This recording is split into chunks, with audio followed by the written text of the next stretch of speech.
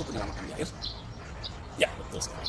Yaitu suatu usaha atau tindakan pertolongan dengan cara memindahkan korban dari air menuju ke tempat yang aman dengan menggunakan metode-metode yang benar. Jadi memindahkan si korban dari air menuju ke tempat yang aman. Itu adalah pengertian dari sebuah penyelamatan di air. Tindakan-tindakan preventif seorang rescue apa saja sih yang harus kita lakukan? Pertama adalah perhitungan atau pertimbangan, yaitu kemampuan penolong untuk memilih dan menentukan kemampuan dan keterampilan yang dimiliki serta metode yang harus dilakukan. Pada saat kita ingin melakukan sebuah pertolongan, bertanya dulu, saya mampu nggak untuk melaksanakan sebuah pertolongan tersebut? Saya mampu nggak berkontak langsung dengan si korban? Wah, ternyata saya nggak mampu berenang. Berarti kita menggunakan metode atau cara lain. Ya, perhitungan dan pertimbangan. Pada saat kita ingin melaksanakan sebuah pertolongan. Terus yang kedua apa? Pengetahuan. Banyak bahaya-bahaya di air. Kita nggak tahu kondisi perairan tersebut seperti apa.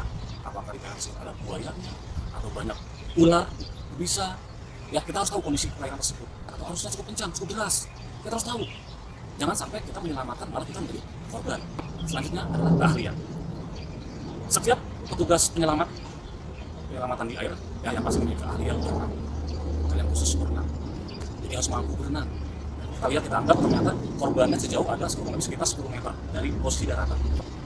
Karena lihat situasi tidak ada apapun, kita harus berkontak langsung dengan korban itu dengan cara berenang. Ya, kalau kita tidak mampu untuk berenang, bagaimana kita bisa menyelamatkan korban? Jadi bersentuhan langsung dengan korban itu adalah alternatif yang paling terakhir. Ya, banyak lagi metode-metode yang kita bahas. Ya, kesiapan fisik. Seorang petugas penyelamat ingin menyelamatkan korban itu harus memiliki fisik yang prima. Dia bertanggung jawab terhadap 2 nyawa sekaligus, nyawa si korban dan nyawa si penyelamat. Kalau rekan tidak mampu yang memiliki fisik yang prima yang untuk menyelamatkan korban di air, yang ada pasti akan hilang 2 nyawa sekaligus. Kita bertanya pada diri sendiri, apakah saya mampu? Apakah fisik saya pada saat itu lagi prima atau tidak? Yang bisa menjawab adalah diri sendiri, bukan orang lain. Kesiapan fisik. Ya, itu adalah tindakan-tindakan preventif seorang rescue. Sekarang apa sih bahaya-bahaya dari air? Banyak bahayanya. Bahaya-bahaya dari air. Pertama adalah panik. Panik itu bisa terjadi, yang sudah pasti terjadi pada seorang korban. Dan untuk kemungkinan panik itu bisa terjadi pada seorang penyelamat. Panik ialah suatu keadaan ketakutan dan kebingungan yang amat sangat sehingga menghancurkan kemampuan seorang untuk menolong dirinya sendiri. Panik. Seorang penyelamat tidak boleh panik. Kalau kita mengalami sebuah kepanikan, relaks sebentar. Tarik nafas, buang. Lalu kita akan berpikir, apa yang kita lakukan? Kalau kita masih dalam keadaan panik, kita nggak akan bisa berpikir secara rasional. Apa yang kita lakukan? Jadi hilangkan dulu paniknya, baru kita bisa berpikir. Langkah-langkah apa yang kita lakukan? Yang kedua adalah letih. Berarti ialah hilangnya tenaga mengapung di air. Ya, bagus-bagus kita bisa mampu berenang sejauh korban bolak-balik. Kita anggap korban berada di 10 meter, berarti kita harus mampu berenang sejauh bolak-balik berarti 20 meter. Ya, kalau kita nggak mampu berenang sejauh itu, apa yang terjadi? Yang tahu adalah diri kita sendiri. Yang ketiga adalah kram atau kejang otot. Ya, penyebabnya adalah pemaksaan kerja otot sehingga otot menjadi kaku. Kalau kita melakukan sebuah pergerakan melampaui batas kemampuan otot kita, dampaknya, efeknya yang terjadi adalah kram. Kalau sudah kram apa? Kita akan bisa bergerak apa? Makanya diperlukanlah seorang petugas itu paling enggak diprogramkan. Ya, seminggu 2 kali atau seminggu 3 kali selalu berolahraga, melakukan peragangan otot. Jadi pada saat kita melaksanakan sebuah pergerakan yang berlebihan itu tidak terjadi kram. Arus yang keempat. Ya. Aliran air dengan jumlah besar menuju ke suatu tempat untuk mencari persamaan permukaan. Sifatnya menarik orang atau benda yang ada dalam arus tersebut. Bahaya arus. Yang kita lihat arusnya. Ya. Kalau arusnya cukup jelas, jangan laksanakan. Ya, kita harus bisa menggunakan mungkin perahu karet. Tidak bisa melaksanakan dengan secara langsung atau alat bantu pelampung atau lainnya. Kalau kita sedang menggunakan arus. Karena pada saat arus yang dikhawatirkan adalah kita terbawa arus di situ ada gelombang ataupun benda-benda statis yang ada di sekitar. Nah, itu bisa membahayakan si korban dan si penyelam. Itu adalah bahaya-bahaya. Bagaimana sih sikap seorang penolong di air? Pertolongan harus berdasarkan pemahaman yang tepat terhadap situasi yang mengancam, termasuk permasalahan si penolong. Laporan harus tepat. Kemungkinan membutuhkan bantuan spesifik sesuai dengan kejadian yang berlangsung. Ya, pada saat kita menemukan orang tenggelam, kita laporan. Paling nggak ada petugas atau ada orang yang ada di sekitar memberikan laporan kepada instansi-instansi terkait. Karena apa? Guna mendukung tindak lanjut apa yang akan dilakukan. Apakah dia masih memerlukan ambulan? Ya. Apakah dia memerlukan tim penyelam untuk melaksanakan sebuah pertolongan pencarian? Ya, banyak macamnya. Jadi gunanya apa? Untuk menentukan tindak lanjut langkah selanjutnya dalam melaksanakan sebuah penyelamatan. Memahami prosedur kerja kecelakaan di air. Kesalahan bertindak akan dapat mendapat kritikan dari masyarakat bahkan tuntutan.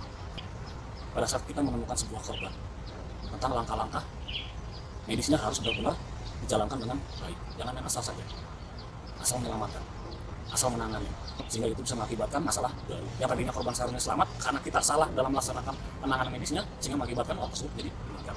Kalau orang yang tahu melihat hal seperti itu salah, itu bisa akan terjadi penuntutan kepada si guru. penolong atau kritikan. Yang keempat adalah jangan sembarang mengeluarkan pernyataan. Yang bisa menjawab tentang kejadian tersebut adalah pimpinan setempat, ya, pimpinan tertinggi. Ya kalau kita bertugas di penanggulangan kebakaran penyelamatan, berarti yang bisa menjawab adalah pimpinan kita. Kita sebagai prajurit atau sebagai tim penyelamat dilarang memberikan statement atau pernyataan-pernyataan tentang kejadian. Dialah pimpinan kita yang akan memberikan pernyataan. Karena semua informasi yang keluar berkaitan dengan kegiatan operasi. Dan berarti yang berhak untuk memberikan keterangan adalah pimpinan operasi. Ini tentang metode pertolongan di air. Yang pertama adalah raise, throw, row, go, tow, carry. Ini adalah metode pertolongan di air. Kita menemukan seorang sedang tenggelam. Yang pertama kita lakukan adalah metode raise. Jangan kita langsung ke 2, 3, atau 4, atau 5, ataupun ke 6. Yang pertama adalah raise. Apa itu raise? Ya, bantuan pertolongan dengan cara menjangkau atau meraih. Jadi menggunakan benda yang ada di sekitar, benda-benda yang panjang yang ada di sekitar.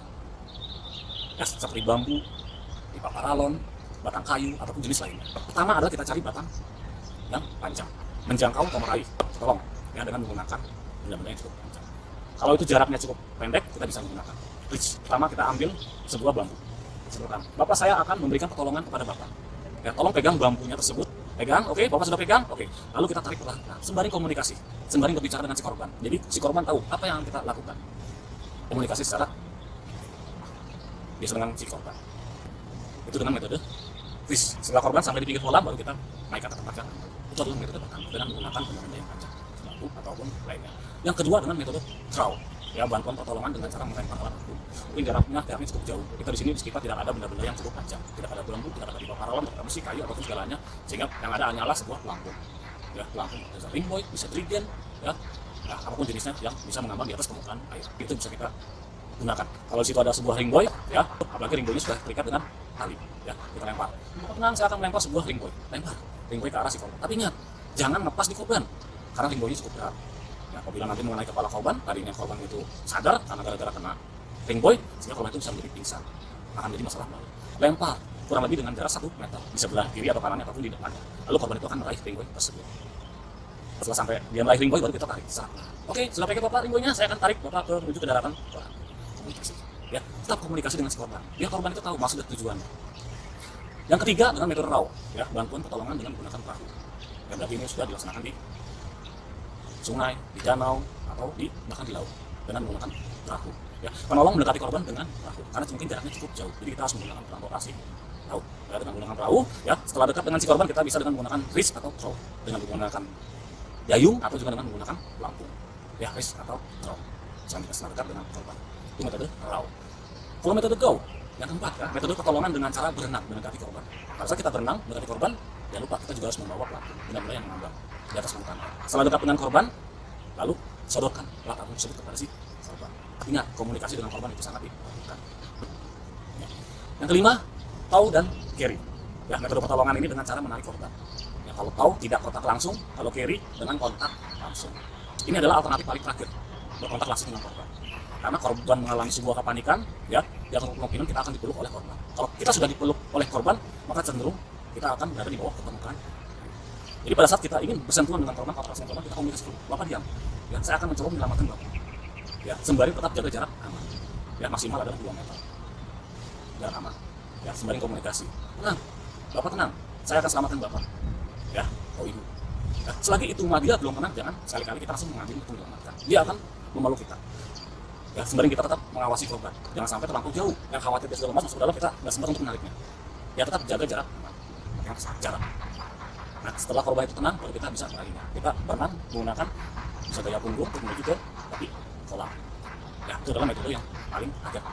Ya. Menarik korban. Langkah-langkah menghadapi keadaan darurat. Yang pertama, kenalin tanda orang yang akan tenggelam. Kadang orang yang tenggelam itu juga memiliki gengsi untuk meminta tolong. Ya, dia hanya berusaha untuk berada di atas permukaan air, padahal dia sudah mengalami kelelahan atau sudah mengalami kecapean biasa, atau dia merasa tenggelam. Dia malu untuk meminta tolong. Jadi harus kenali dulu mana orang yang akan tenggelam. Penilaian terhadap kondisi lingkungan dan menentukan langkah selanjutnya yang dibutuhkan. Ya. Nah, perhatikan kondisi lingkungan yang ada guna menentukan langkah-langkah yang akan kita lakukan. Untuk tindakan, bicara pada korban agar korban merasa tenang. Ya, terus lakukan komunikasi dengan korban. Ya, biar korban merasa tenang, merasa nyaman bahwa ada seorang penolong. Lakukanlah reach and throw, kemudian throw. Pertolongan korban dengan kontak langsung adalah pilihan yang sangat berharga. Kalau sudah tidak ada alternatif lain, ya harus gunakanlah metode pertolongan dengan kontak langsung. Tindak lanjut terhadap korban untuk mendapatkan perawatan sesuai dengan kondisi yang dialami. Tadi gunanya yang melakukan ke instansi-instansi yang terkait guna melakukan tindakan-tindakan apa yang akan kita lakukan. Artinya evaluasi karena tindakan yang telah kita lakukan. Ya, tadi kita menyelamatkan karena apa? Terus masalahnya di mana? Dievaluasi. Oh ternyata saya kurang nih lampunya, saya nggak ada nih talinya, saya nggak punya ringboynya, dievaluasi. Ya, nanti apabila kita menemukan ada orang tenggelam, penanganan orang tenggelam, kita sudah memiliki peralatan-peralatan ini. Kalau ternyata saya belum mampu nih sebenarnya, kita bisa melaksanakan latihan. Ya, kita evaluasi kegiatan penyelamatan tersebut. Mana yang kurang? Faktor-faktor yang perlu diketahui terhadap korban yang akan tenggelam. Korban yang akan tenggelam yang pasti memiliki taraf panik yang hebat. Anggota tubuh penolong yang akan dipegang adalah bahu, kepala, dan leher. Dia akan meraih itu, bahu, kepala, dan leher. Akan menyentuh si penolong. Kita seorang penolong pasti akan selalu berada di bawah permukaan air. Ya, tadi kita akan bahas bagaimana cara defense dan release. Korban yang akan tenggelam tidak mau masuk mukanya ke dalam air. Itu pasti. Dia akan cenderung berada di atas permukaan air. Bagaimanapun caranya dia harus bagaimana bisa bernafas. Dihalalkan segala cara karena dia sudah mengalami rasa panik yang cukup hebat. Ya. Melepaskan diri bukan berarti mengangkat korban ke atas, tapi mendorong diri kita masuk ke bawah air. Kalau kita sudah mendapatkan pelukan dari si korban, bukan berarti kita mendorong si korban ke atas, tapi masukkan, mendorong diri kita masuk ke dalam air. Si korban pasti nggak akan mengikuti kita, dia akan melepas pegangannya. Karena yang diperlukan adalah sebuah pernapasan. Ya, itu faktor-faktor yang perlu diketahui. Ya. Defense dan release. Defense yaitu suatu teknik bertahan dalam melakukan pertolongan di air untuk menghindari pelukan korban. Kalau release yaitu suatu teknik untuk melepaskan diri dari pelukan korban. Itu defense dan pengertian dari defense dan release. Untuk teknik defense ada duck away, right lock, arm lock, elbow life. Yang pertama untuk duck away. Ya, duck away adalah mendorong korban dengan menggunakan kedua tangan. Gunanya untuk menghindari pelukan dari si korban. Ya. Kalau leg lock untuk menjaga jarak aman korban dengan menggunakan salah satu kaki. Ya, bukan ditendang si korbannya, tapi ditahan. Karena tanpa kita sadari, karena faktor arus, karena faktor angin, apapun jenisnya, itu kita akan mendekat dengan korban. Kalau sudah mendekat dengan korban, ya kita menghalangi korban dengan sebuah kaki. Ya, bukan menendang, tapi menghalangi. Yang ketiga, arm block. Ya, menghalangi korban dengan menggunakan tangan. Ya, itu arm block. Jadi menghalangi korban dengan menggunakan tangan, biar dia tidak memeluk kita. Yang keempat, elbow life. Kalau kita sudah dipeluk dari korban dari belakang, kita menggunakan elbow life. Ya, mengangkat siku. Ya, siku si korban kita pegang. Ya, kita masuk ke dalam air. Itu dengan elbow life.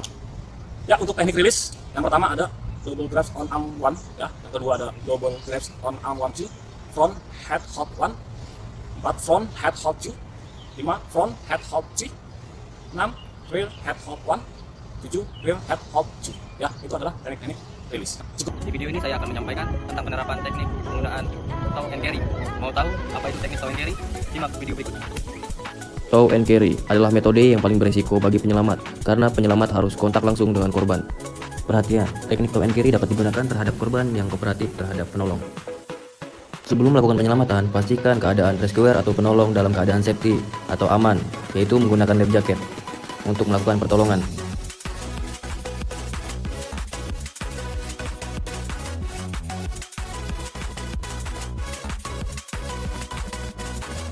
Wrist tow carry, tarik lengan bawah korban.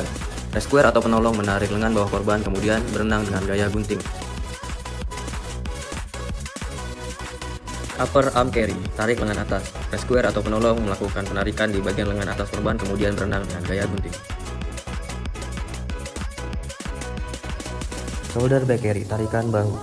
Rescuer atau penolong menarik bahu korban atau menarik baju bagian belakang korban dan berenang menggunakan gaya punggung. Chin carry, tarikan dagu. Rescuer menjepit dagu korban dengan menggunakan satu tangan, kemudian berenang ke tepian dengan menggunakan gaya gunting. Head carry, tarikan kepala. Rescuer melakukan tarikan kepala korban di antara sela-sela ketiak korban kemudian menjepit kepala korban dan berenang menggunakan gaya punggung. Hip carry, tarikan dada. Rescuer menarik dada korban di antara sela-sela ketiak korban dan kemudian berenang dengan gaya punggung. Double chin carry.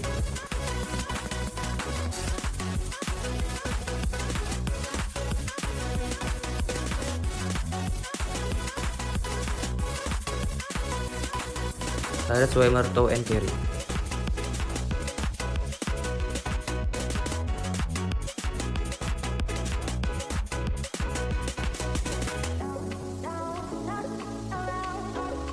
Hip carry with pistol grip.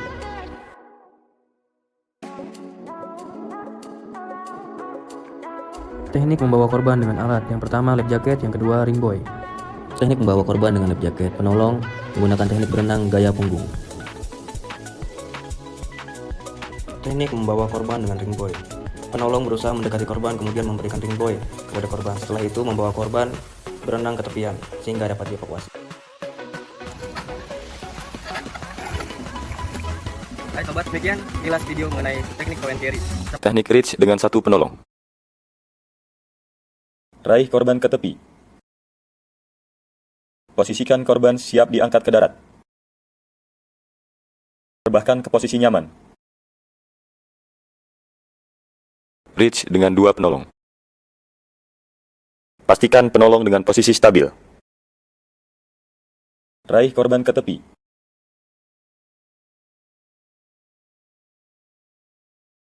Posisikan korban siap diangkat.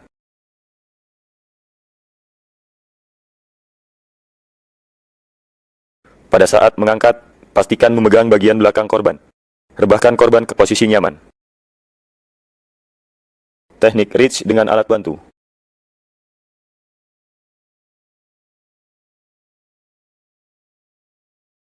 Berikan alat bantu ke korban.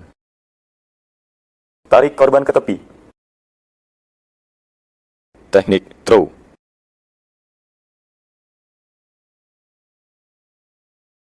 Kaitkan tali ke kaki penolong. Lemparkan ring buoy ke sisi kanan atau kiri korban. Tarik ring buoy ke tepi.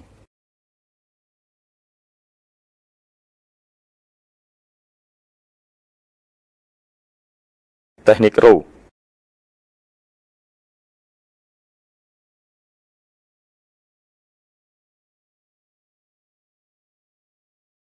Penolong menghampiri korban dan menggapainya dari sisi perahu. Kemudian gunakan teknik reach. Teknik go.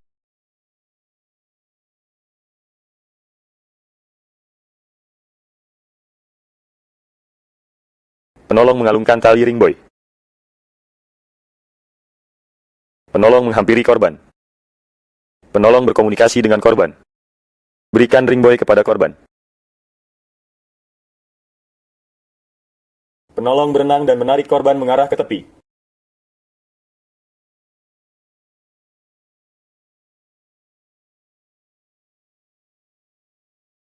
Teknik tow and carry. Penolong menghampiri korban. Penolong berkomunikasi dengan korban.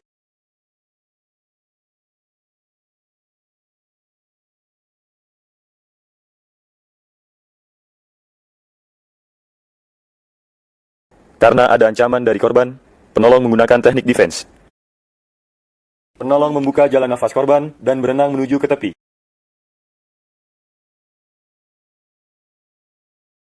Pertolongan korban tidak sadarkan diri. Penolong membuka jalan nafas. Penolong kedua datang membawa alat bantu.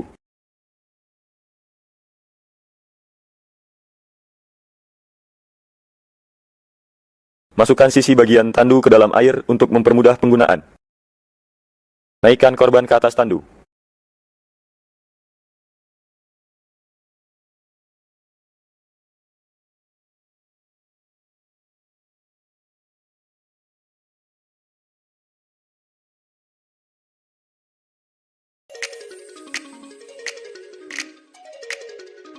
Defend adalah cara untuk bertahan atau menghindari kontak langsung dengan korban pada saat melakukan pertolongan di perairan. Lebih tepatnya, menjaga jarak aman dari korban lebih kurang 2 meter. Leg block adalah teknik defend dengan cara menghalangi korban untuk mendekat dengan mendorong bagian perut atau dada dengan menggunakan cukai bawah. Dorongan yang dilakukan kepada korban jangan terlalu keras, khawatir korban akan semakin sulit untuk dievakuasi. Teknik yang kedua, arm block, adalah teknik defend yang sama seperti leg block, yaitu cara rescuer menghindari dari serangan korban. Teknik arm block dilakukan dengan cara rescuer menepis kedua tangan korban dengan cara yang berlawanan, kemudian mendorong tangan korban hingga menjauh dari rescuer dengan menggunakan tungkai atas tangan. Sementara itu, release adalah teknik melepaskan diri dari korban ketika melakukan pertolongan saat teknis defend tidak bisa digunakan untuk menghindari kontak langsung dengan korban, sehingga penyelamat berada dalam dekapan korban. Adapun teknik release yakni, yang pertama, front head hold adalah posisi penolong didekat dari depan oleh korban dan melepaskan korban dengan cara merapatkan dagu pada dada. Pegang bagian lengan korban, kemudian dorong kedua lengan berlawanan arah. Satu lengan ke atas, satu lengan ke bawah sambil mengambil posisi menyelam dan kemudian menjauh dari korban.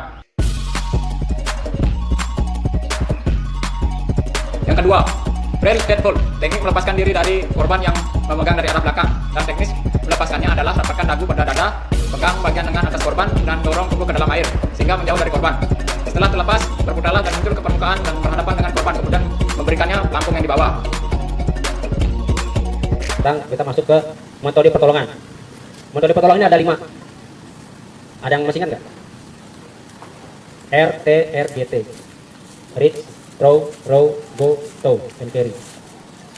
Nah ini digunakan kalau nanti, sebenarnya kalau ada slide-nya saya ngambilin, dari Bapak bisa membayangkan. Reach itu jangkau.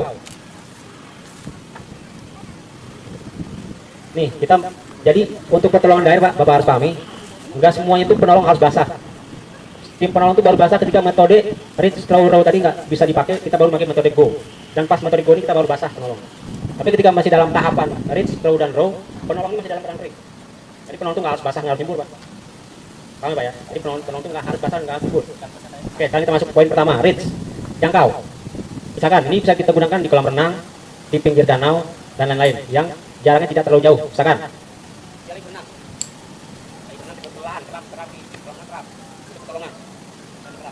tolong.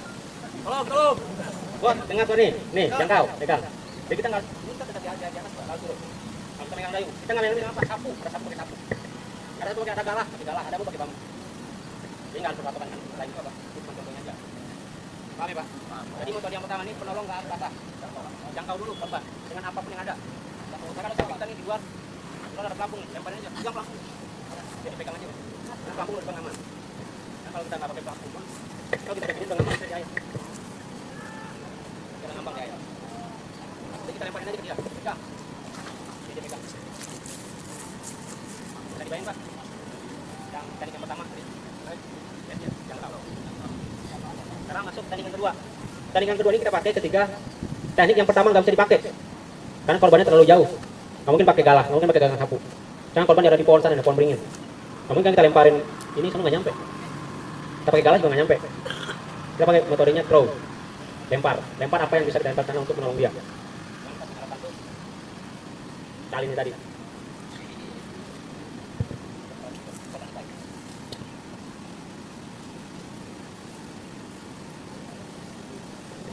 Nah, ini Bapak lihat dulu tekniknya. Kenapa ini harus taruh 100 meter? Kenapa kita 100 meter? Kalau di sungai biasanya ketika dia akan kita lempar sana dia ada di pohon, dia nyangkut di pohon. Kalau di sungai kita harus di pohon. Ini kita harus naik lagi. Dia lebih bisa mundur.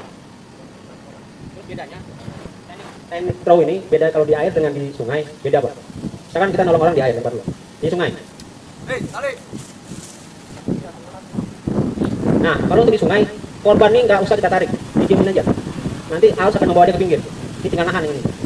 Arus akan membawa dia ke pinggir. Karena ini kita tahan. Ke bawah sampai pinggir. Sampai pinggir baru kita taikin. Jadi kalau di sungai berarus dapat batu. Tahan nggak mungkin kita tarik. Kalau kita tarik kan batu udah deg. Kasian juga, paling bocor-bocor ntar kan.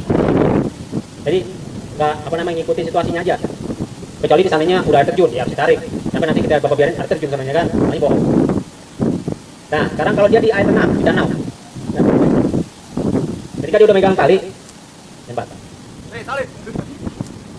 Nah, pegang talinya, dia nanti yang narik ke pinggir. Tarik.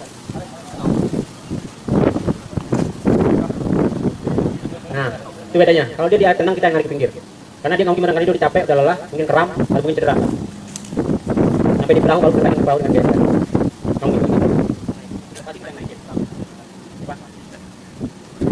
Ini kalau kita punya throwback. Kalau di kapal laut, Bapak yang pernah di kapal laut, pernah lihat nggak di pinggir itu ada donat merah-merah, lampu touring boy kan? Itu ada tadinya juga, cara lemparnya, cara pegangnya ada. Nggak ada touring boy. Jadi kita tali itu kita pegang, kalau itu, kan dulu bagiannya, lempar. Jadi misalkan galon itu ada, sekarang ini korban. Ini dengar, ini ring boy. Misalkan ring boy ini jatuh di depan ini. Dia pas yang penolong menarik, jadi dia ke arah korban. Jadi bukan korban yang ngejar alat, tapi alat yang ngejar korban. Paham nggak? Kita posisikan korban udah nggak bisa kiri, nggak bisa ke kanan, karena dia udah capek, tetap. Ya, makanya kita ikut dulu. Ketika ini nggak nyampe, berarti kita pakai cara metode yang ketiga. Yang baru menjadi bobot. Ketika masih kita kasih lemparan alat.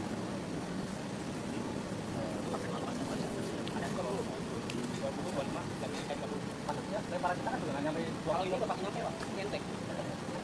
Wah, boleh. Ini coba. Ya, ayo. Ya, terus itu. Cara masukinnya, Pak. Cara masukinnya. Ini lebar masuk ke dalam. Pasti saya pakai sejauh itu yang mantap juga. Kali.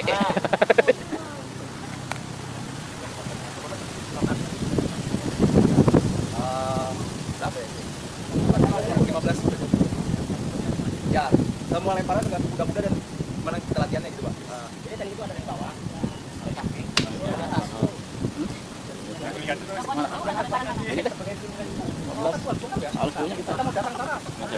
Jadi jangan alat lengkap tapi kita nggak tahu gunainnya. Iya. Ya, Oke, terima kasih pertanyaannya. Ini tali khusus bagaimana? Kalau kita beli, biasanya tali ini kalau di tempat gelap dia nyala, Pak.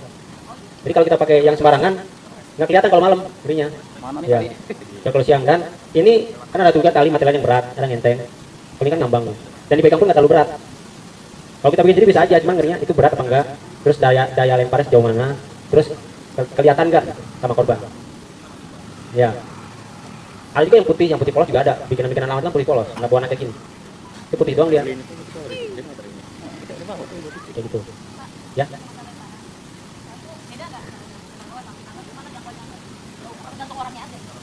Mungkin tergantung orangnya. Yang kedua, dia biasanya kalau jarak dekat, kita bisa pakai gaya bawah. Kan posisi itu. Mbak, pegang Mbak, ada tali saya lempar tali. Set. Kalau yang lagi jauhan, pegang.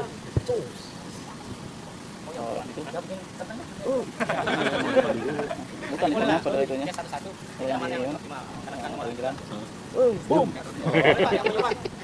Aku mau kopi break dulu apa lanjut? Kalau enggak kopi break bawa sini aja juga boleh, nggak masalah. Masih kenyang kan? Saya mau coba saja maju dulu.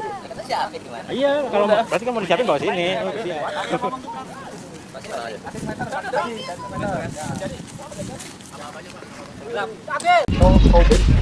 Kita pakai bahasa Indonesia aja.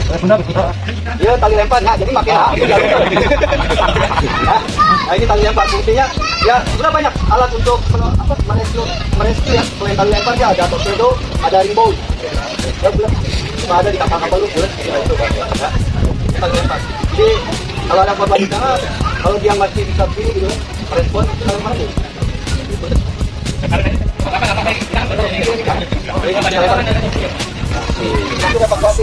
Kita bangunkan dia dari kaki kita menahan, tangannya lipat. Ini memegang silang ya, silang tangan yang dipegang ini pegang silang. Baru kita seret dia. Hutan rawa laut di tempat itulah sahabat kita, semangat membara tak kenal menyerang, tidak mau selalu siap sedia di mana.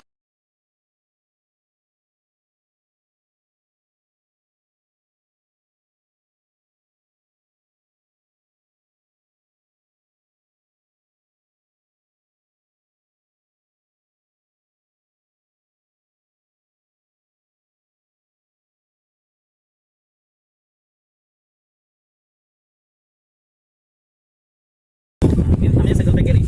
Kalau posisinya dia di darat, nggak mungkin kita menggunakan saddleback carry karena posisi korban di bawah.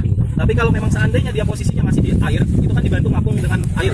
Kemudian kita tinggal melepaskan ke badan kita, baru kita bawa dari air menuju ke pantai. Kita bawa. Biasa seperti itu. Oke. Ada berapa cara Pak tadi Pak? Dua. Yang pertama, vector carry. Vector carry. Kemudian saddleback carry. Saya minta 4 orang coba maju ke depan. Yang 2 orang pertama mempraktekkan vector carry, yang kedua mempraktekkan saddleback carry. Yang lebih berat. Jadi posisinya dia harus cepat. Dia posisinya kita tengkuk seperti ini. Kemudian ambil 1 tangan atau 2 tangan terserah. Yang penting kita bisa mengangkat. Nah, seperti ini langsung. Gerakannya cepat. Jadi korbannya lemas saja, nggak usah dibantu berdiri. Nah, jika dari posisi naik seperti ini ya. Nah, cara menurunkannya, kan ini korban lemas nih, nggak bisa berdiri sendiri. Jadi kita harus membantu dia supaya dia jatuh. Ini rangkul, kemudian dirikan. Sudah, kemudian kita ambil dari bagian sini. Ya. Baru kita turunkan. Ini kepalanya. Oke. Seperti itu. Jangan langsung bahaya ya. Jadi tujuannya kenapa vector carry sama saddleback carry itu korbannya ke bawah? Ada yang tahu? Ya, sumbatannya atau ada cairannya dia keluar. Makanya dia posisinya seperti ini, dia gantung seperti ke bawah. Sama yang di sini dia posisi mukanya ke bawah. Oke, yang saddleback carry. Berapa? Ada ngapung. Ada ngapung. Saddleback carry ngapung. Sini megangnya, sini. Rangkul. No. Bener kan ya? Kalau korban ini penolong yang lebih tahu. Oh, kayak itu. Timbang. Bukan. Jadi posisinya dia gendong seperti ini. Ya. Kalau seandainya kita gendong biasa kayak gendong anak kecil kan posisi dia begini. Takutnya nggak keluar cairannya, makanya posisinya miring. Jadi ini posisi recovery. Ya posisinya miring. Oke, turunkannya sama. Turunkan kakinya dulu. Set. Ya, ambil angkut. Nah, baru ke belakangnya. Ke belakang, turunkan. Lindungi bagian kepalanya. Kepala dilindungi. Muatan 6 orang. Teknik punya pengambilan korban pada saat jatuh ke air. Ini sudah ditemukan ini. Pakai dayungnya kan ada tadi ya. Dibawa kemari. Peralatannya semua belum dibawa kemari. Itu ditahan dulu, ambil ditahan. Kita kan petugas kan sudah pakai. Kalau mau diangkat diangkat. Ikat aja ke atas biar. Nah itu nanti sudah pakai latek. Ini posisi 3 orang atau 4 orang. Ya, ini kan muatan kalau yang ini lainnya rigid ya. Rigid yang punya basarnas kan besar. Yang pernah datang ke Pulau Bijang itu. Itu mesin 250 kali 2 tuh kan yang 500. Nah itu rigid namanya. Rigid. Kalau rigid ya walaupun berenang di sini nggak perlu diimbangi tidak jadi masalah. Tapi kalau ini harus diimbangi. Misalnya 4 orang di sini untuk mengangkat korban. Sisanya 2 orang dia di sisi posisinya. Ini narinya. Dia beres seperti ini. Supaya apa? Mengimbangi dari ini. Kalau dia semua 4, semua larinya di sini. Ini perahunya akan berbalik. Bom. Gitu. Terus tadi penyelamatan pengangkatan korban tadi 2 orang di sana di 4. Ya kan 4. Itu posisinya seperti ini. Nah ini mayatnya. Kantong di sana udah siap nih. 3 orang ini udah siap. 1 nahan mayat, mau dipegang dia kayak mau ditancap di dayung. Yang 3 itu posisi seperti ini. Ambil kantong dikantongi. Ya. Kalau jarak mayat antara hidung kami itu hanya 1 kilo paling jauh. Ini mayat. Kira-kira tangan aja ini sampai enggak kayak gini? Enggak sampai kan? Ya. Itulah posisi kami itu. Posisinya seperti itu. Ini bisa kita ngamankan seperti ini ya. Bisa juga. 1 orang atau 2 orang itu masukkan. Begitu udah dikancing, udah siap, baru diangkat. Diangkat untuk posisi yang diangkat duluan, naik ke atas, itu posisi kepala. Bukan kaki duluan, bukan tungging ini tentang mayat suka aja, bukan seperti itu. Karena dia berat badan yang lebih cenderung itu kan bagian atas. Ya kan, kalau kaki kan lebih ringan kan. Jadi yang atas dulu diangkat. Lalu kan, udah diangkat, ditarikkan, baru menuju ke daratan.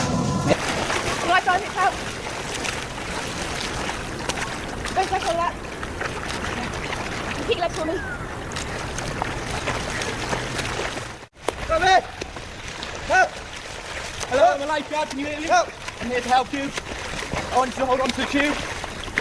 Use your hands. Stephanie, okay? Yeah. Okay, I want you to kick and we'll take you back in. I'm a lifeguard. I'm here to help you. I want you to hold on to the tube. Okay. Just gonna come around. Okay. Drop you in. Be okay? Yeah, I'm okay. Nice and calm. I want you to kick on your back. Okay. We'll take you in.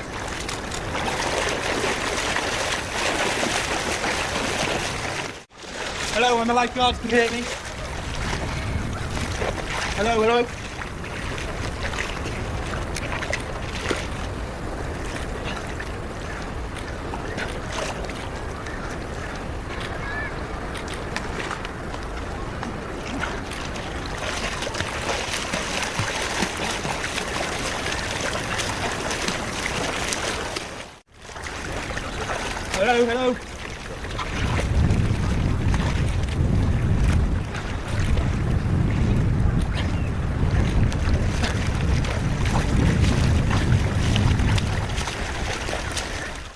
Hello, I'm a lifeguard. Can you hear me? Hello.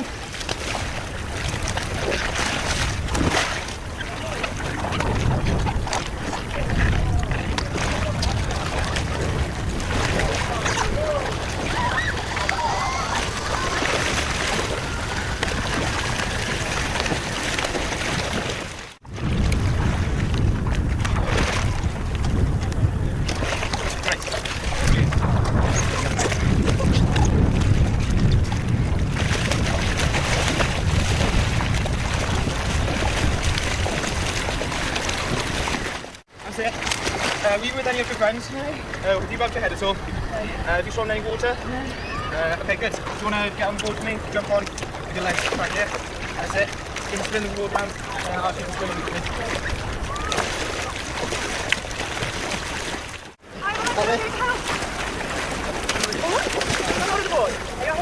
Yeah, no, it's fine, yourself. You good? Yeah. Your head? No. Not unconscious? No. Any medication? No. All good? Yeah. Just jump on. Okay. Your legs up. Come back a bit. All good? Yeah. Okay. Yeah. You can get hands on the board. Yeah. Yeah. Can you walk in?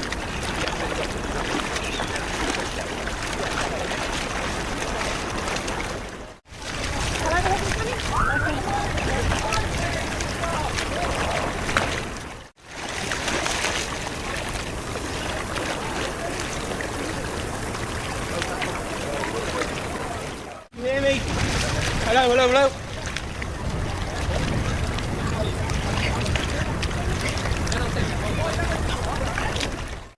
Hello, I'm a lifeguard. Can you hear me? I'm going to start swimming around you. Okay, and I'm going to hold you, and then we're going to swim you in, okay? Okay. You'll be okay? I'm going to hold you here. Okay. Stay calm. Get you in that.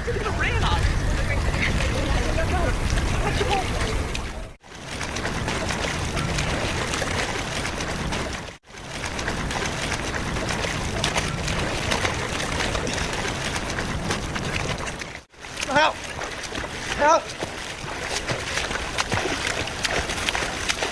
Help!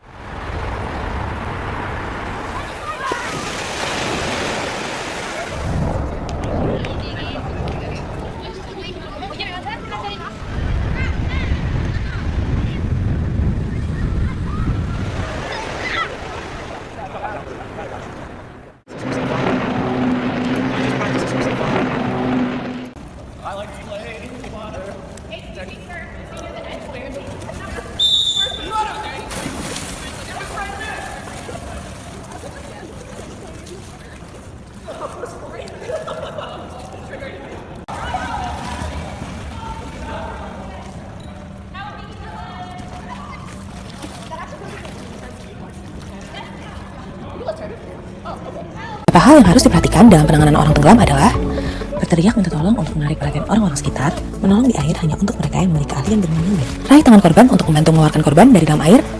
Anda dapat menggunakan tali atau benda lainnya sebagai alat bantu. Setelah korban berhasil dibawa ke darat, segera baringkan. Periksalah apakah korban masih sadar atau tidak sadar. Periksa nadi dan nafas korban. Bila tidak ada, segera hubungi tenaga medis dan lakukan bantuan hidup dasar hingga tim medis datang. Nah, ketika seperti ini, jangan diposisikan seperti ini, Mas. Tapi dibalik. Nah, plak, seto. Bukan kok gitu ya. Plak gini ya. Kita balik. Nah, ya. Manut ya, seperti ini ya. Nah, kita tarik. Ya, kedua seperti ini. Kedua, tetap jauh, Mas. Nah, seperti ini. Ya. Kalau dua orang, saya juga satu orang lagi. Satu orang. Mata ini kira. Ini. Kemudian kita tarik tangannya sini, Mas. Nah, kita dekatkan. Ini tangannya. Tanganku. Ini tarik. Satu. Nah, ini. Nah, ya. Ini tangan kita ditarik di sini. Dan kita tarik. Ini bukan gate. Nah, yang kedua adalah true. Ini lanjutan dari teknik pitch. Yang dimana pertolongan dengan cara melempar alat apung penolong berada di daerah yang aman. Ini kenapa kemarin saya share ada yang punya ban bekas. Itu sebetulnya bisa pakai ring boy. Karena ring boy yang asli adalah dari atom. Itu nanti dilemparkan kena kepala. Ya bisa mabut. Nah, seperti itu. Nah, pakai apa ring boy itu? Nah, itu kita lempar. Mencari bekas jarak naik. Nah, seperti itu. Maka penolong harus mendekat ke arah korban. Berarti penolong membawa perahu. Nah, nanti diselisir. Siapa korbannya tadi di tengah? Nah, nanti diselisir. Ya, saya pakai reach. Digapai juga. Digapai gini. Misalnya, bocah yang kelem ya. Nah, digapai ini. Dengan teknik seperti tadi ya. Ya, tapi posisinya di atas perahu. Nah, terus selanjutnya yaitu go. Nah, pilihan terakhir yang harus dilakukan karena tidak tersedia peralatan yang bisa digunakan untuk menggapai dan sebagainya. Kalau kantar, kalau apa di sini ini, ya, ada itu semua ya. Nah, kita harus mendekat pada posisi korban. Kita punya dua alat. Yang pertama bisa menggunakan chain rescue, yang kedua top rescue. Harganya murah 1.800. Ini harusnya divisi juga punya. Karena ini teknik yang sangat penting. Mudah-mudahan segera diajukan. Nah, bentuknya seperti seluncur gitu. Ada talinya panjang 2 meter. Yang talinya nanti dikaitkan di sini. Yang apa namanya? Chain rescue-nya dilemparkan ke korban. Yang penting harus komunikasi yang benar. Korban kita tolong. Kemudian top rescue. Ini lebih mendekati korban karena diceplikan. Bakalnya dari karpet, jadi tidak bisa basah. Maksudnya tidak bisa menyerap gabusnya. Nah, itu ada ceplikannya juga seperti tas. Ceplik ini adalah caranya. Dalam pelaksanaan water rescue, cara masuk ke air harus mempertimbangkan beberapa faktor. Yang pertama itu ketinggian, kemudian yang kedua adalah kedalaman air, yang ketiga adalah kondisi permukaan air, apakah dia tidak memiliki halangan seperti sampah, air keruh, dan gelombang. Kali ini kita akan melakukan 4 cara atau teknik masuk ke air.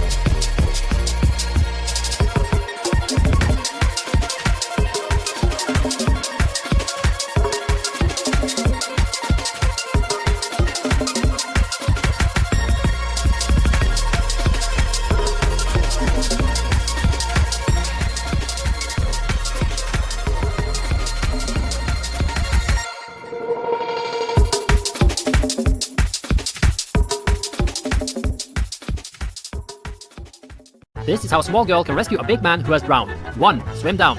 2. Use both hands to grab under the arms of the victim. 3. Plant both legs on the bottom and take off hard. 4. Use breaststroke kicks to swim on your back while you hold his head above water. 5. It's the same technique if he's laying on his back. To practice, you can use a rescue doll.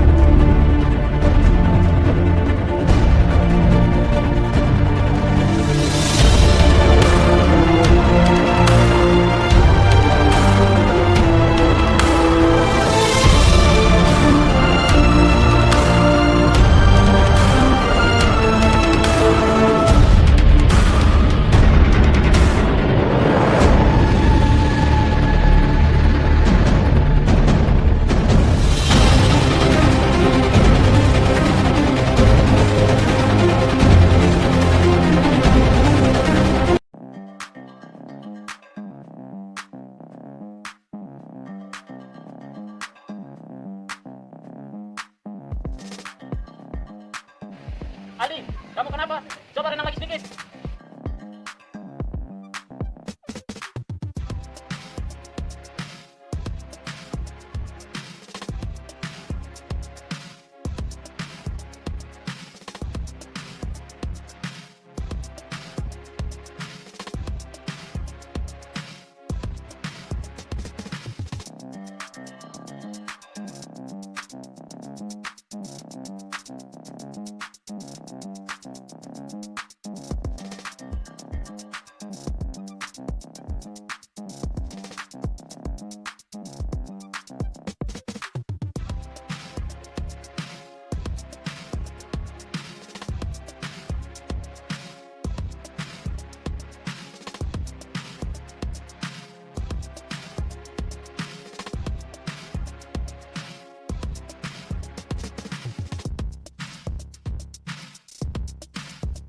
Selanjutnya itu metode dan teknik pertolongan di air. Metode ini karena banyak yang bisa berenang tapi tidak tahu bagaimana kita melakukan pertolongan caranya. Jadi tidak hanya semata-mata kita menjadi anggota water rescue itu karena bisa berenang itu enggak. Kita juga harus tahu metode cara-caranya. Nanti akan disampaikan juga ada metode pertolongan di air. Terus pertolongan pertama, apa yang harus dilakukan? Itu pertolongan pertama itu kaitannya dengan sikap kita. Kita mengetahui apa ketika terjadi kedaruratan, kita melihat kedaruratan di air, apa yang harus kita lakukan. Pertolongan pertama yang paling ringkas itu memberitahu petugas di embung atau petugas di kolam renang atau petugas tempat pas lagi mancing, mungkin petugas setempat di situ yang di kampus itu yang paling utama. Nah, memahami sistem penanganan keadaan darurat. Nah, di sini kita perlu bekal ilmu untuk memahami. Ini salah satunya nanti akan disampaikan sambil praktek di air. Prinsip pertolongan di air, perhitungan ataupun pertimbangan, pengetahuan, keterampilan, ketahanan fisik. Perhitungan kedaruratan di air harus disikapi dengan perhitungan yang matang sehingga penolong dapat memilih metode yang paling tepat dan risiko terkecil ketika tindakan penyelamatan dilakukan. Nah, di sini ini perhitungan itu sangat penting karena itu sangat menentukan apa yang akan kita lakukan, alat apa yang akan kita gunakan. Dengan mengetahui urutan-urutan risiko terkecil, itu ada urutannya yang tersistematis sudah dibikin. Disingkatnya itu RTRGT. Reach, throw, row, tow, go, and carry. Itu sudah tersistematis dari R pertama itu sudah yang paling ringan. Nanti bab ini akan disampaikan di sesi yang kedua. Bisa sambil diaplikasikan di air. Itu perhitungan. Terus pengetahuan. Dengan pengetahuan yang dimiliki, maka seorang penyelamat dapat mengambil keputusan yang tepat saat melakukan pertolongan. Jadi ketika kita sudah memiliki pengetahuan, kita dapat melakukan pertolongan dengan tepat. Melakukan tindakan dengan tepat dan tidak membahayakan untuk diri kita juga untuk si korban. Karena penolong di air itu bahayanya, ancaman dari lingkungan juga dari si korban. Si korban itu bisa menjadi bahaya juga bagi kita. Makanya pengetahuan itu sangat penting untuk penolong di air. Terus selanjutnya, keterampilan. Seorang penyelamat harus mempunyai keterampilan pada semua aspek pertolongan, antara lain memberikan pertolongan dengan alat dan tanpa alat saat berhadapan dengan korban.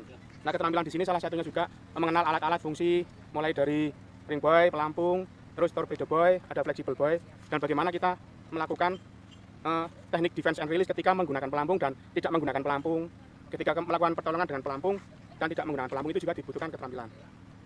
Itu tentang keterampilan. Kemampuan fisika ini sangat menunjang ini. Kita punya pengetahuan, punya keterampilan, semuanya sudah memadai, tapi kemampuan fisik nggak ada, ya sama juga. Jadinya nggak jadi tim SAR, malah jadi tim SARI. Lagi tim SARI ini tim SARI teko. Tim SARI teko, orang ngopo-ngopo. Ngene lho. Katanya tim SAR tapi teko orang ngopo-ngopo, jadi tim SARI. Itu berkaitan karena dengan fisik. Ketika sudah memiliki kemampuan, memiliki pengetahuan, tapi kemampuan fisik tidak memadai. Maka salah satunya seperti ini. Kita adakan giat pelatihan atau giat mandiri bisa.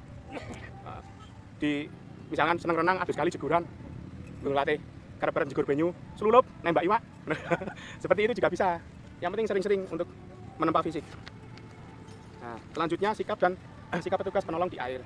Ketika menanggapi kedaruratan di air, penyelamat diminta untuk bertindak profesional. Artinya mengerti kemungkinan yang akan terjadi atau yang telah terjadi, yaitu melakukan pertolongan dengan memahami situasi yang mengancam. Salah satunya ancamannya itu dari alam seperti arus kalau di sungai, terus ombak kalau di laut, terus binatang buas, ular atau buaya, seperti itu. Nah, yang terakhir itu malah dari si korban itu sendiri, kondisi si korban itu sendiri. informasi yang berkaitan dengan medis harus jelas guna penanganan lebih lanjut. Jadi menginformasi seorang petugas air itu harus memberikan informasi yang tepat kepada petugas medis. Jadi sebelum petugas medis datang itu, beberapa penolong air itu sudah koordinasi memberikan informasi yang tepat untuk penanganan yang lebih lanjut.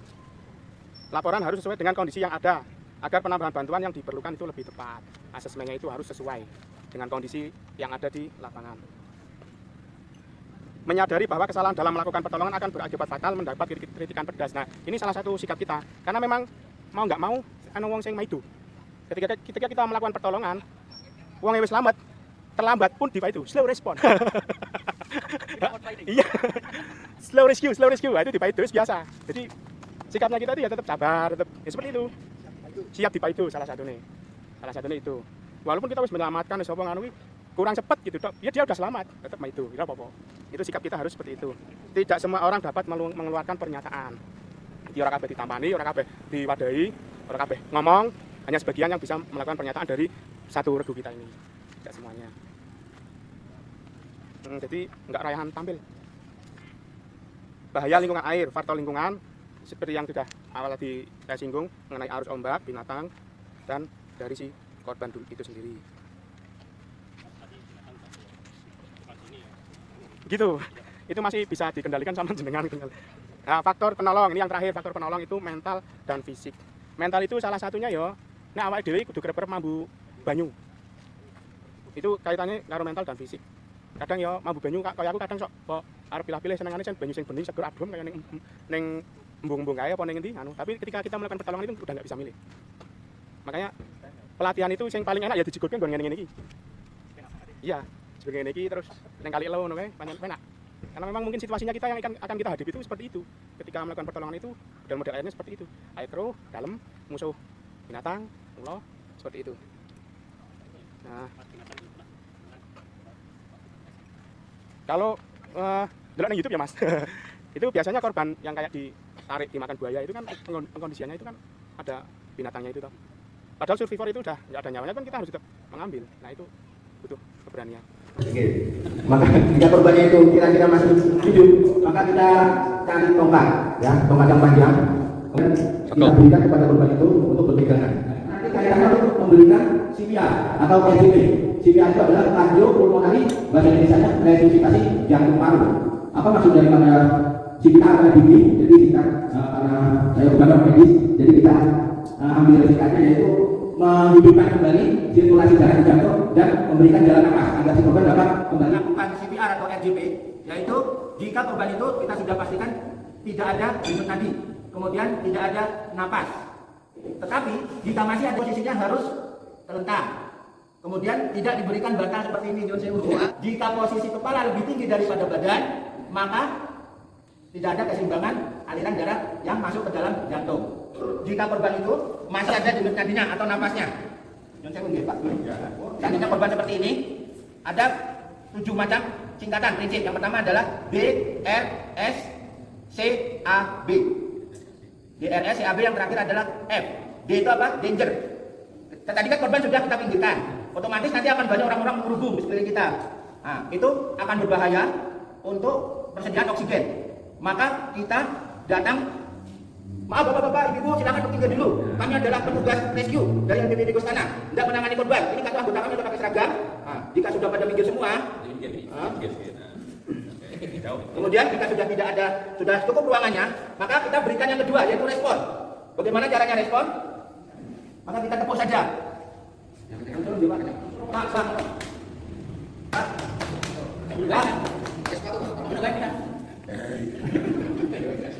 Korban tidak bereaksi. Kemudian kita lakukan yang ketiga, yaitu send for help. Kita mencari bantuan karena kita ada latin, maka otomatis teman kita akan menelpon ambulan. Jadi itu apa? Sirkulasi nanti kita melihat denyut nadinya. Ya, ada beberapa cara. Pada umumnya adalah dengan menggunakan teknik heart tilt, chin lift. Apa itu tekniknya? Yaitu kita pegang jidat. Kita pegang jidat, kemudian ininya kita tegakkan. Kita buka mulutnya. Hah? Ini dilakukan secara simultan atau berbarengan. Ketika mulutnya terbuka, maka kita pegang denyut nadinya. Jika masih terasa, langkah berikutnya stop. Korban ada denyut nadinya dan terlihat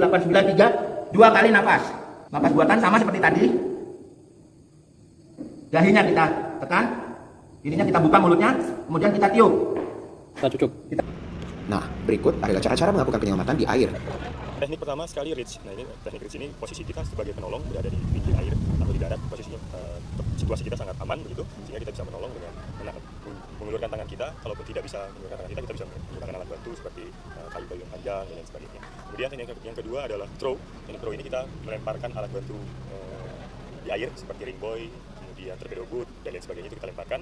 Itu pun harus menggunakan teknik. Teknik ketiga yaitu row. Teknik row ini kita diminta untuk menghampiri si korban dengan menggunakan perahu karet atau motor boat, dan pada saat di tengah kita melakukan dengan teknik reach atau teknik throw tadi. Nah, yang keempat adalah teknik go, di mana kita harus turun ke air dengan membawa alat bantu tentunya, dan kita juga harus menggunakan pelampung. Kita bisa menghampiri si korban. Teknik go ini ketika tidak ada perahu boot atau alat bantu hampir ke tengah, kita harus berenang menuju ke korban dan kita memberikan alat bantu seperti ringbuoy dan torpedo. Yang selanjutnya yang terakhir adalah tow and carry. Ini adalah teknik yang sangat akhir dan ini pilihan terakhir karena ini potensi resiko bahaya di si penolong ini cukup kuat begitu, sehingga kita harus bisa memilah dan memilih. Korban ini biasanya dia tidak bisa kita ajak kompromi begitu, sehingga kita harus betul-betul menghampiri dan kita berkomunikasi sedikit dan kemudian kita bisa melakukan penolongan.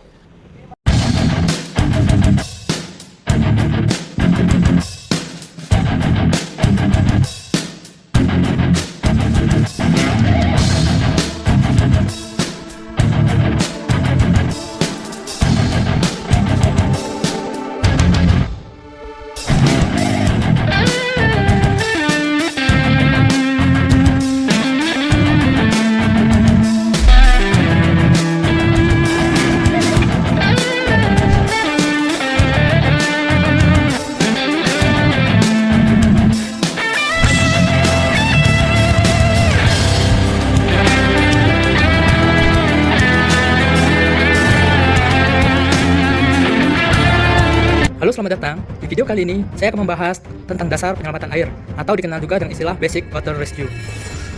Sebelum itu, kita membahas tentang tenggelam. Pengertian tenggelam adalah kecelakaan yang terjadi di mana air dari luar masuk ke dalam saluran pernapasan dan pencernaan. Penyebabnya bisa dikarenakan pertama jatuh, 2 bunuh diri, 3 panik, 4 arus, 5 kram karena kurang pemanasan atau suhu air dingin, dan 6 letih karena kurang tidur atau memaksakan diri.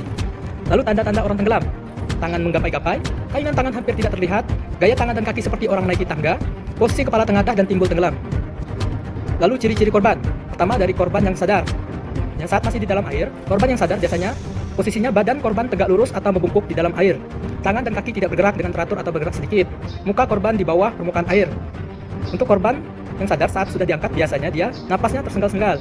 Ujung jari tangan dan kaki dingin, batuk sampai muntah. Lalu nadi cepat. Nah, untuk korban tidak sadar, saat dia masih di dalam air, tidak ada gerakan tubuh. Saat sudah diangkat, pucat, bibir, ujung jari, dan tangan terasa dingin dan kebiru-biruan. Tidak bernapas, nadi cepat, lemah, tidak teratur sampai tidak teraba. Nah, pedoman untuk penolong. Pertama itu, sebagai penolong, ya, saat penolong water rescue, pertama itu kita harus keselamatan diri sendiri, itu penting.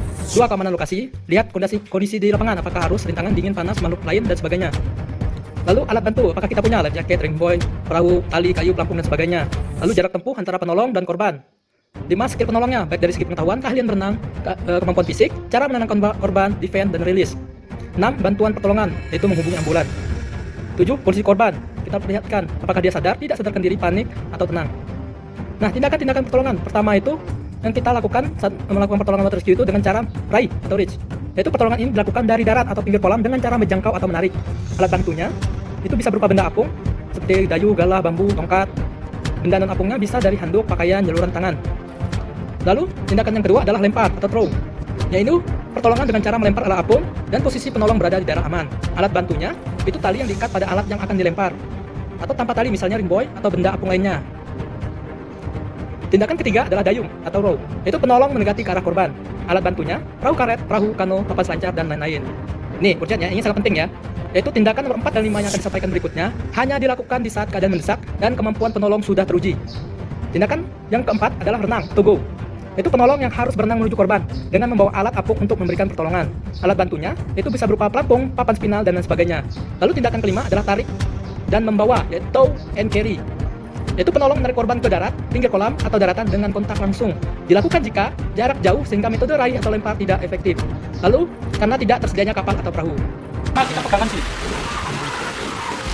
Posisi kita saat kita melempar ini itu lompatan, posisinya ada di depan kita. Ya, saat saya akan melakukan lemparannya tegak saja ke depan. Ya, posisinya dari bawah ke atas. Posisinya harus nah, berarti lemparnya bisa jauh. Kita tidak ada beban, kita lemparnya tidak akan maksimal. Tapi kalau ada beban, kita cukup melakukan bebannya saja. Ya, kita bisa menggunakan ada pelampung di sini. Baru kita bisa lempar. Terus ya, apakah korbannya ada di pelampung itu? Pelampung dan tengah. Kita lempar tengah. Nanti kan korbannya akan terakas mendekati, ya enggak? Nah, nanti kalau sudah memegang alat bantu atau pelampung, kita bisa tarik. Dari sini, enggak? Mana? Ini saya akan menolong korban. Nah, posisi juga kan dalam keadaan panik. Ya. Nah, korban saya akan mendekati. Belakang saya.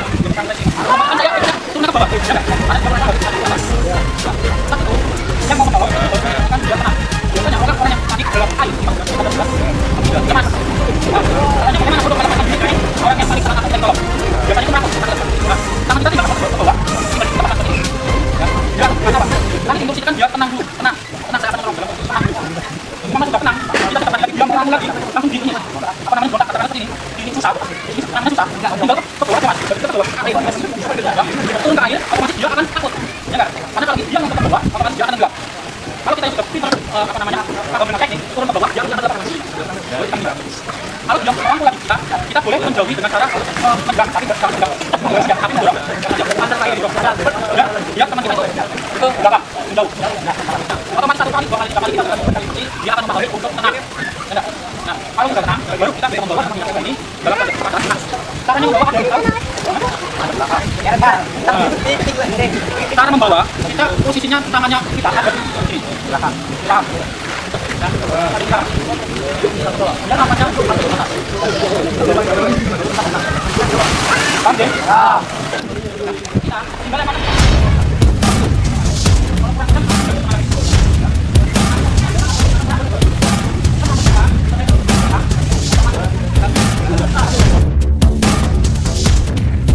Bisa nginjak tangannya sekali.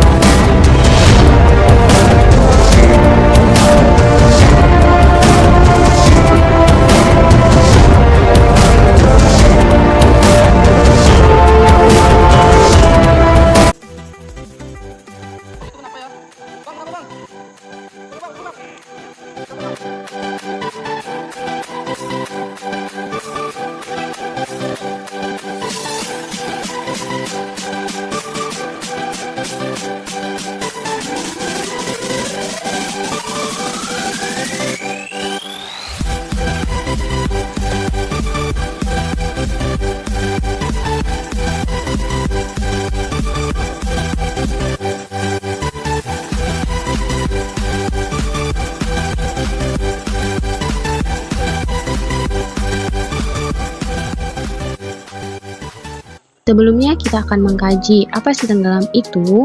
Tenggelam adalah kondisi di mana seseorang tidak mampu menjaga mulut berada di atas air untuk bernapas. Pada saat tenggelam, air akan memasuki saluran pernapasan sehingga menutup jalan pernapasan. Dampaknya yaitu kesadaran korban akan berkurang sampai tidak sadarkan diri. Adapun hal-hal yang harus dilakukan, yang pertama adalah segera meminta bantuan. Yang kedua, keluarkan korban dari air ke permukaan yang aman dan keras serta rata. Yang ketiga, pastikan 3A yaitu aman diri, aman lingkungan, aman korban. Yang keempat, cek respon atau cek kesadaran korban. Yang kelima, periksa pernapasan korban dengan cara feel, look, and listen. Yang keenam yaitu melakukan CPR. Ketentuan CPR pada orang dewasa yaitu 30 kali kompresi dan 2 kali ventilasi menggunakan 2 tangan. Berikut merupakan contoh melakukan CPR pada korban yang telah diselamatkan di permukaan.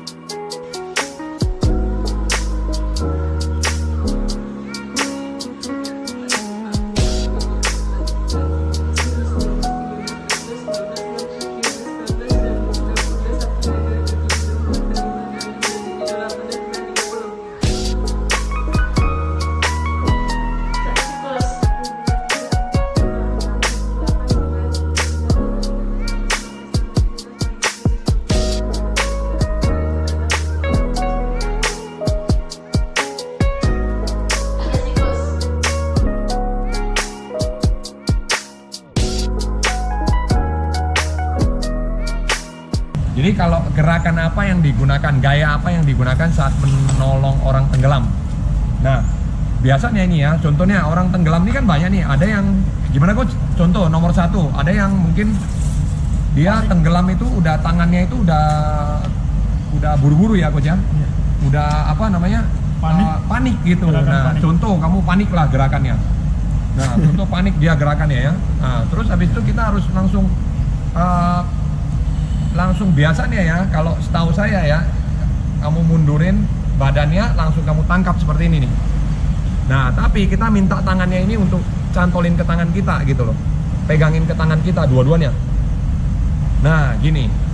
Lalu habis itu gerakan apa yang digunakan ya? Itu kaki gaya dada. Biasanya itu dada di punggung. Karena kan kita wajib gini. Nggak boleh gini ya Coach ya? Ya, karena dia celupin. Nggak boleh gini. Karena dia kan napasnya ke bawah. Kalau kita gini kan kita nggak bisa dong, dia nafasnya mau di mana ya? Ya Coach ya? Iya, benar. Lalu habis itu dia juga bakal ngerangkul kita. Iya. Dan dia lebih kuat dari gerakan dari kita. Ketika dia ngerangkul kita, panik, maka kita juga akan tenggelam gitu. Betul ya Coach ya? Benar. Jadi mungkin itu yang kalau yang di kolam biasanya seperti itu, tapi kalau posisinya dia, contoh Coach bilang pernah ada pelampung nih. Kita ada pelampung, contoh anak ini di kolam tenggelam. Berarti kita tinggal lemparin pelampung aja. Pelampung dan komunikasi ya Coach? Iya, atau biasanya kita lakukan kalau anak-anak yang tenggelam di kolam. Nah, kita kan mempunyai, kalau kita pakai lintasan nih. Nah, anak-anak sudah kita pelajari water safety-nya dari apa? Dari back float, chest float. Nah, ketika terjadi urgensi kepada adik-adik kita atau anak-anak kita yang latihan, mereka selalu kita ajarkan selalu pergi melihat lintasan.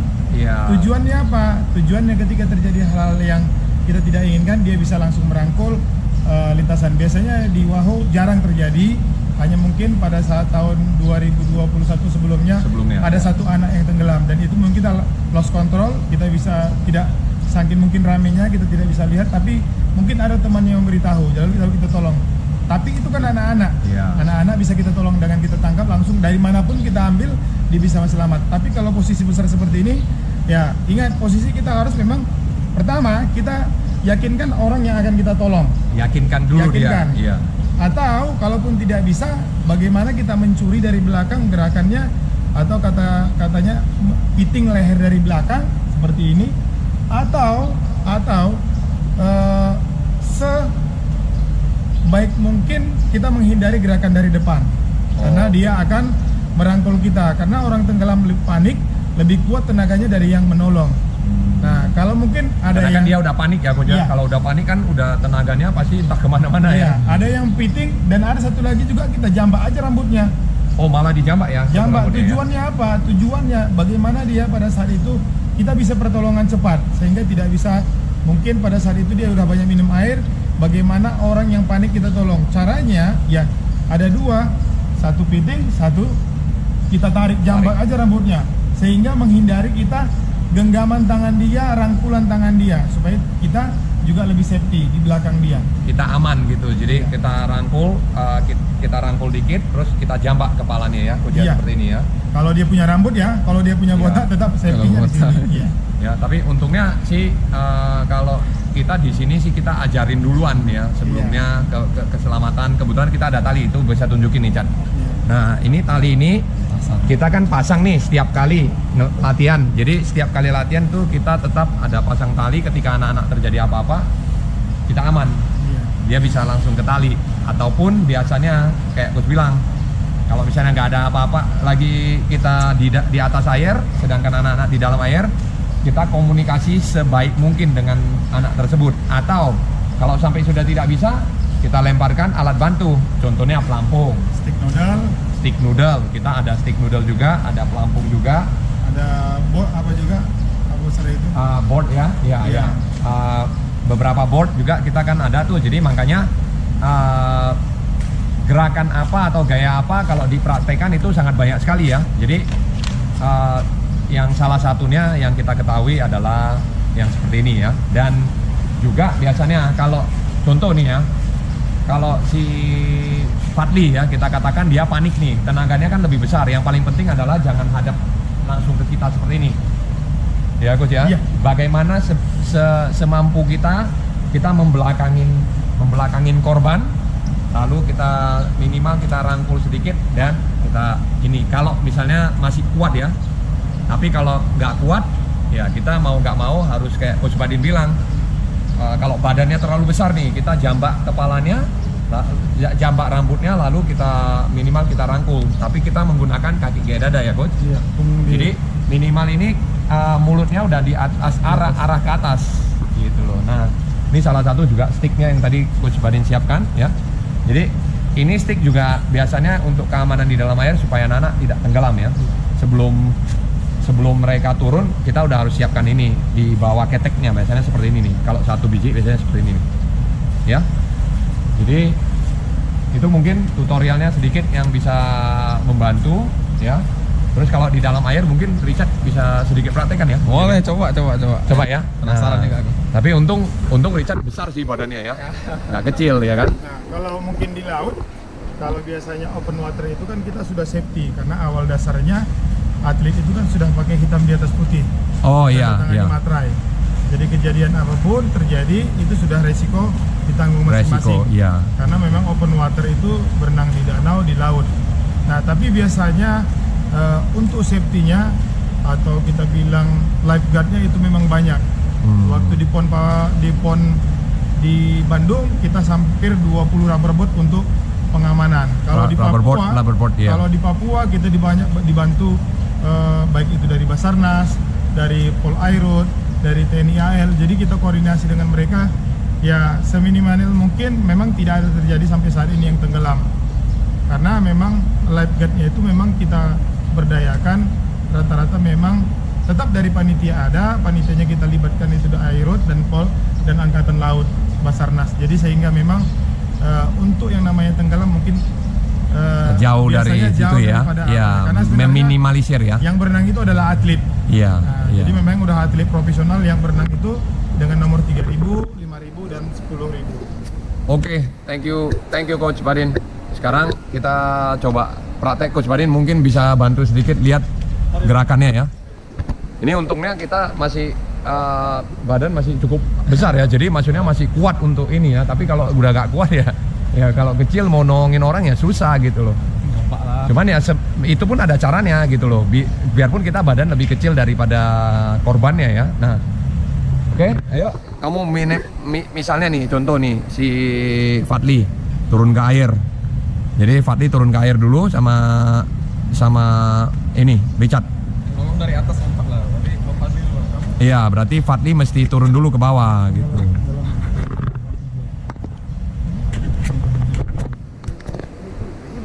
Lompat aja, nah. Contoh udah tenggelam lah dia aja deh. Nah, nggak usah terlalu jauh, apa Fadli? Nggak usah terlalu jauh Fadli, agak ke sini aja biar kelihatan videonya. Nah, tolong, oke, let's go.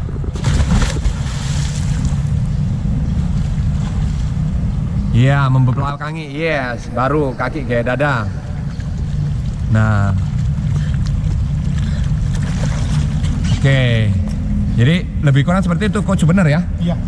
Jadi tarik orangnya tapi dari belakang gitu ya, atau minimal komunikasi dengan orangnya harus membelakangin si yang penolong ya. Nah, karena kita ingin meyakinkan orang yang kita tolong. Memang betul koordinasi atau kita komunikasi dengan orang yang tenggelam itu mungkin jauh daripada kita bilang. Kalau kita bilang dia, kamu harus relax, mungkin orangnya tidak percaya. Tapi bagaimana kita seorang ingin menyelamatkan orang kita selamatkan, kita yakinkan dia dulu bahwasanya kita bisa menolong dia. Sehingga dengan dia tenang, maka kita juga nanti ngambilnya atau mempiting dari belakang itu juga lebih safety. Tujuannya apa? Memang kata sulit tenang itu sulit kita dapatkan kepada orang yang tenggelam. Tapi kita sebagai orang penolong, kita harus mempunyai bagaimana kita menyampaikan ke orang yang tenggelam, kita bisa menyelamatkan dia. Komunikasi nih Coach ya. Sehingga dia mungkin merasa yang kita tolong bakal bisa nyelamatin dia. Mungkin itu aja. Halo, saya Dr. Abi dari Halo Dokter.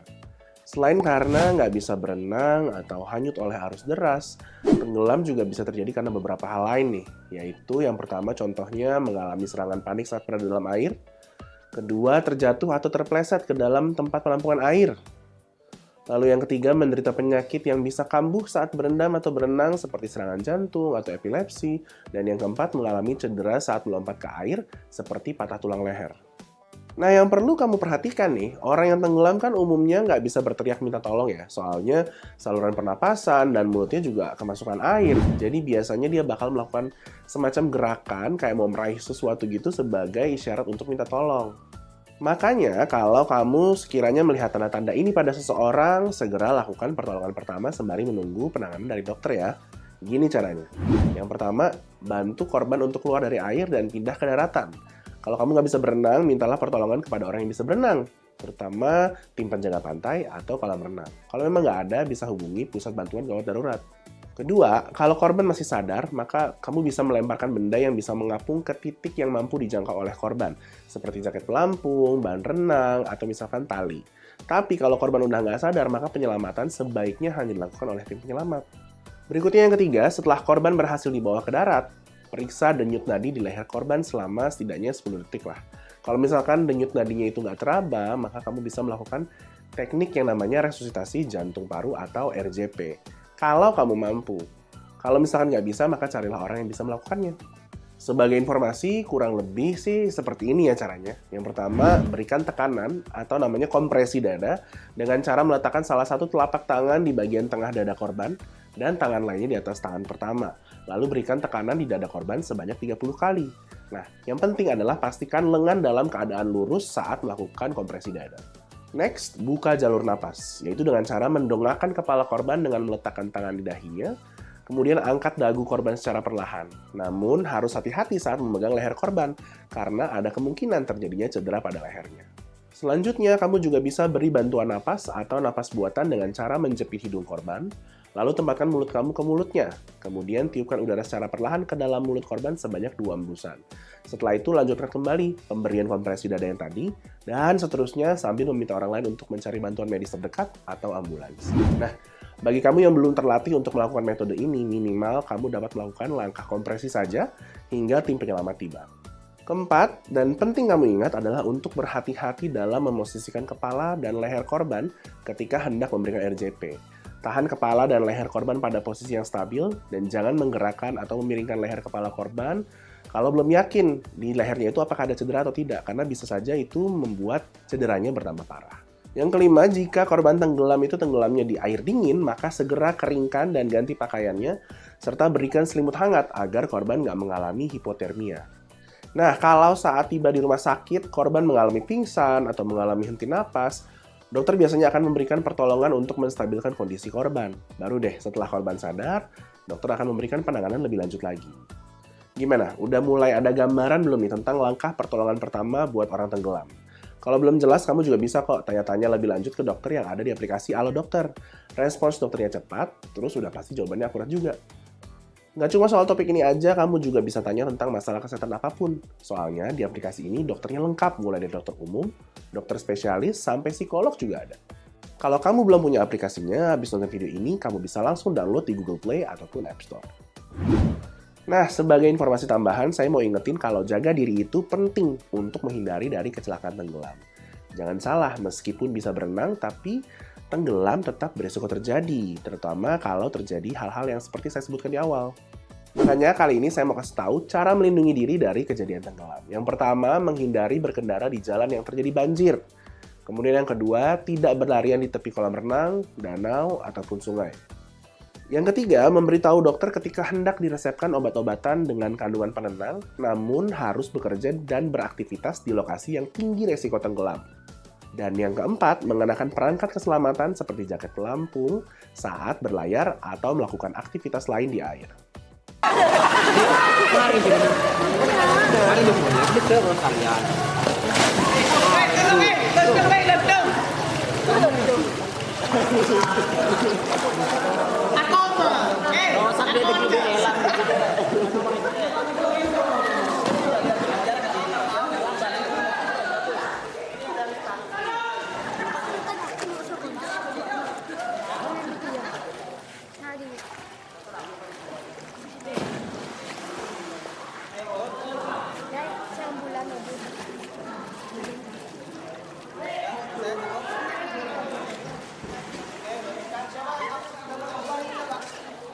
Jangan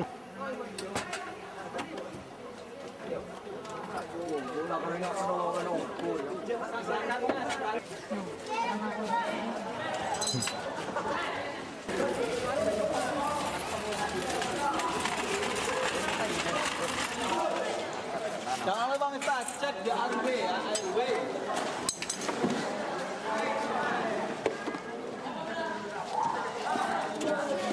Sudah langsung masuk, ini langsung dua-duanya berat, langsung masuk.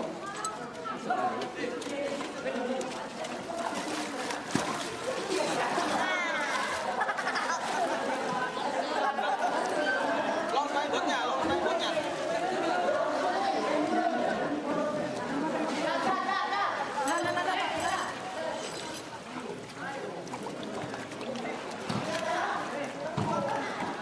Sebelah sana.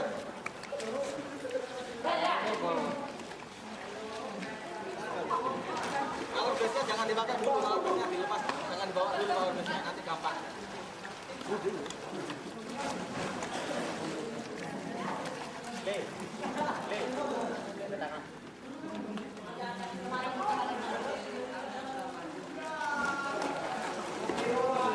Tangannya diluruskan. Lurus.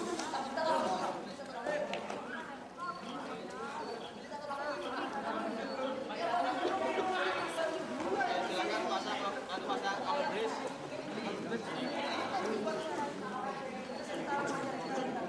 Untuk yang petugas ambulan yang sudah atas kepala, kita balik turun ke bawah.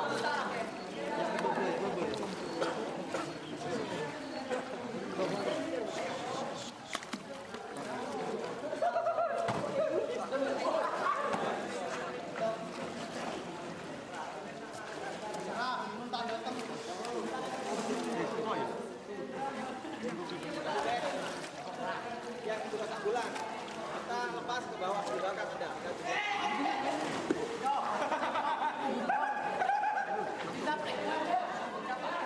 Balik. Cek, tadi karotis.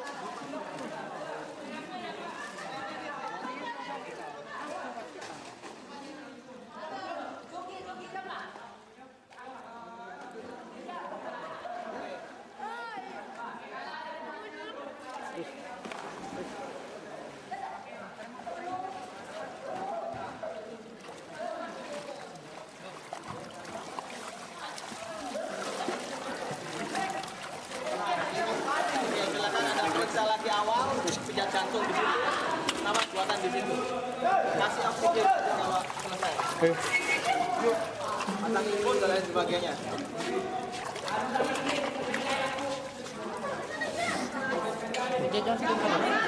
Ayo pasangnya ini nggak nafas, ini pasangnya nggak nafas. Pasien tidak bisa bernafas, pergerakan dada tidak ada, tidak dapat dirasakan adanya hembusan nafas. Pasien dalam keadaan berhenti nafas, lakukan pemberian nafas buatan. Cepat.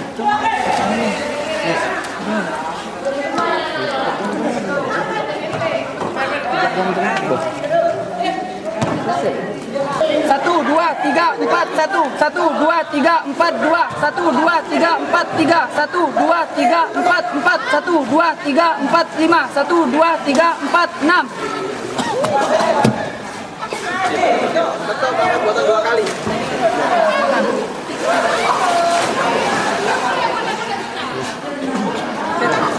Berikan oksigen. Langsung. Kasih masker, bukan nasal, boleh.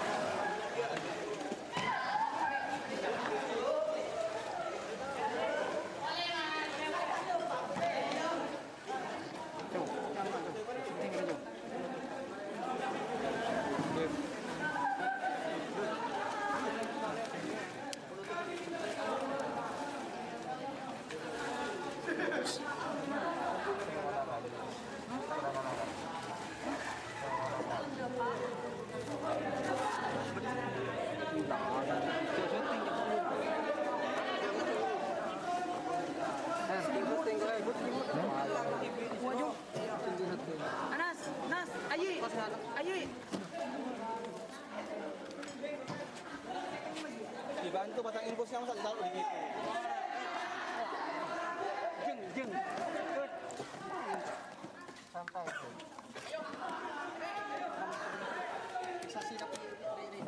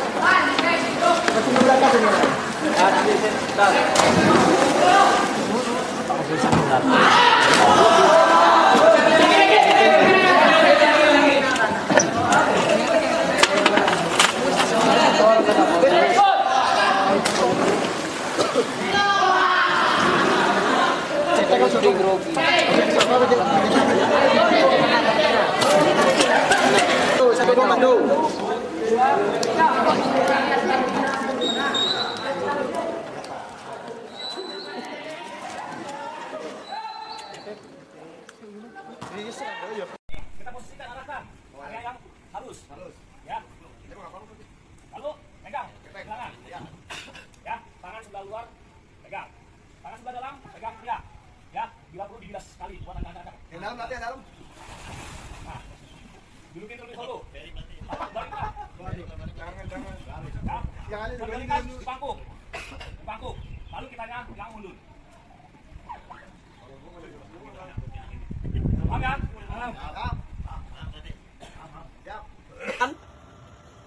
Bahu. Tarikan bahu bisa seperti ini, juga bisa seperti ini. Tetapi biasanya kalau dari bawah ketiak seperti ini akan licin, akan terlepas. Jadi yang paling sering ditarik adalah pelampung.